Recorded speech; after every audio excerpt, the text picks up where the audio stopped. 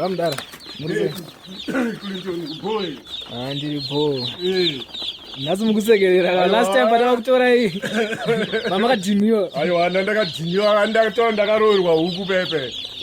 Mufesi wangu gadhe from Australia akati nduna indatona zindoona system yangu ikupenhiyo. Yandipa mhiyo 50. Aiwa gadhi wasimbisa mufesi wangu. Tiri channel yamadhika. Tiri channel yamadhinokusika. Takutosanganiswa nevana takapedzera kuona kudhara zvisva ndakadzana naye gadhi kudhara kugwaji. Saka akabva angobata minokusika nzi munhu uyu ari kupi uyu minokusika aita se avamupa nhamba dzangu wandisimbisa mufesi wangu wandigonera security makayatosimbisa ndakutobleya imomo kana dzangoita 3 weeks ndakutongobleya imomo ndiri imwe imomo ndakutoda rekeni chaiyo kana pfumo anongodongorera kurova nezvini. Aiwa handikuzonzwa kuti hanzi dzakazorohwa futi. Aiwa hazvichatopamidziri kezviyazviya hazvichadzokerereki.